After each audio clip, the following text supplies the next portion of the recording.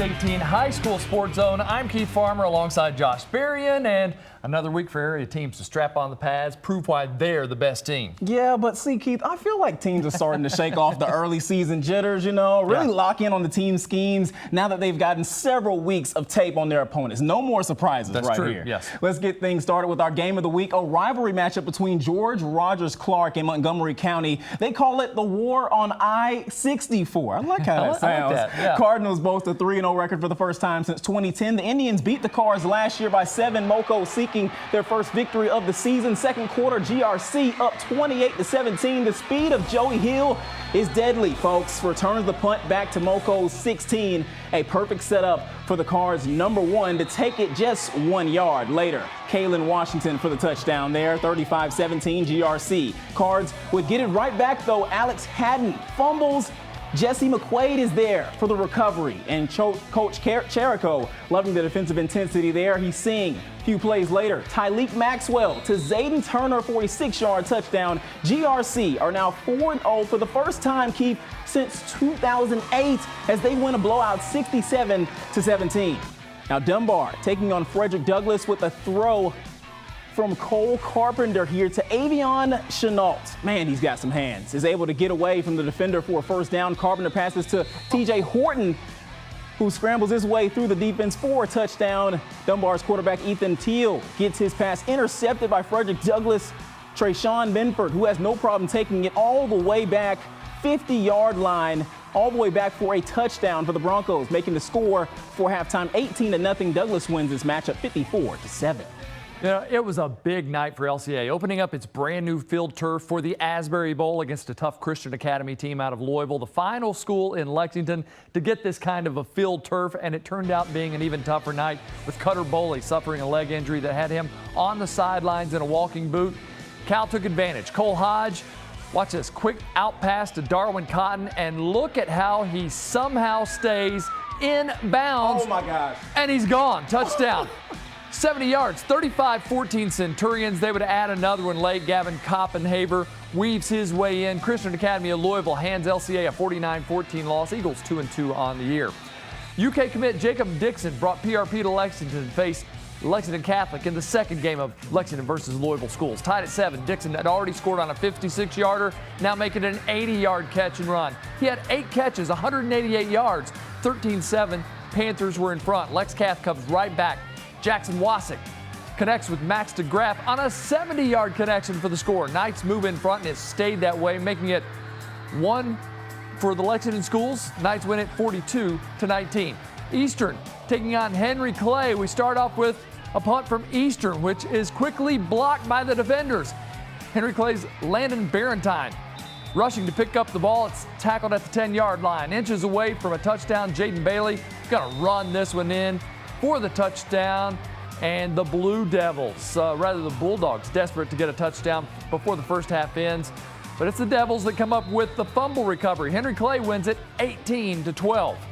And over in Woodford County in the first quarter, the Yellow Jackets have the ball on Tate's Creek's 13, and Andrew Nason rolls on to his right and finds Graham Hodge wide open in the flat, takes it for an easy touchdown. Still in the first after a punt return for a touchdown was called back. Woodford says, how about a toss sweep for the touchdown instead? Kenyon Maxberry takes it 45 yards to the crib.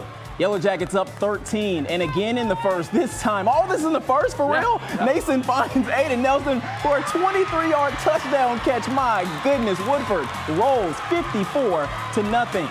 Now to Scott County, where at half the Cardinals were down 20-0 to Bryan Station, but don't count the Cards out though. They start with the ball, and Ali Hamidia puts Scott County on the board. It's 20-6. We pick it off to the 4 Cards with a 4th and goal on the 1, and Ellis Hughley punches it in, add the 2, and it's 20-14. After the kickoff, Bryan Station on its first play going deep, and it's tipped and picked off by Paul Garner, which then sets up this run by Ali to tie it up. My goodness, they're all the way back. Chandler Puckett hits the extra point, and Scott County comes all the way back.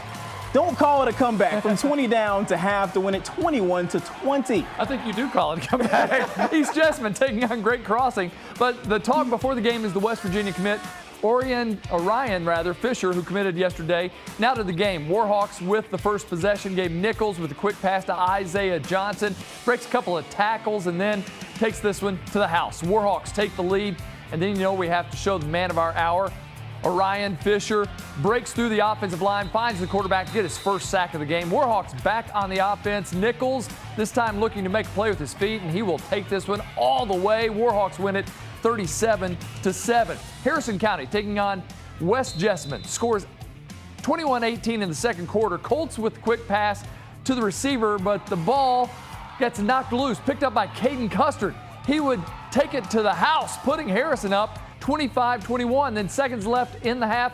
Colts looking to return fire. Jacob Jones throwing it to Dalton Carter for the touchdown. Colts with the ball after the half. They wasted no time scoring. Jacob Jones does this time with his legs. West Jessamine rolls 49. Actually doesn't roll. It was a pretty wild shootout. 49-41. The Rowdies were out at Lafayette as the Generals were hosting Madison Southern. Tough going early. Madison Southern takes it away here.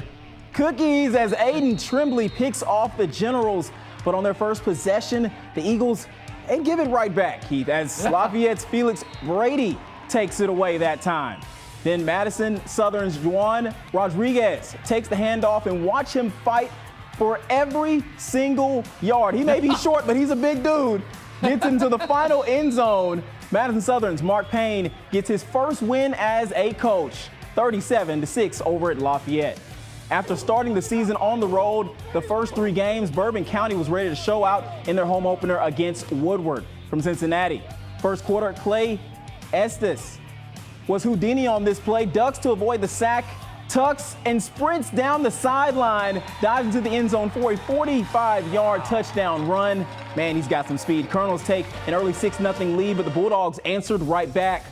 Armoud Seals finds his big target over the middle. Joseph big. Leonard, 6'3", 215 pounds. Is he allowed to be in this game? Sidesteps a man, takes it all the way back for a 50-yard score. Unfortunately, we could not find the final score for that one. Coming off their first loss of the season in Week 3, the Paris Greyhounds return home to feast on the Ludlow Panthers. As soon as we arrived, Caden Frederick decided to show off his arm, Keith. Chucks one deep to Trey Morrell, who was granted an all-access pass to the end zone. I don't know what the defense was thinking on that play.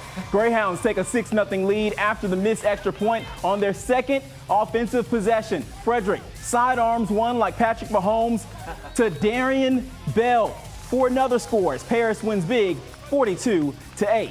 And as always, we hope your favorite team won.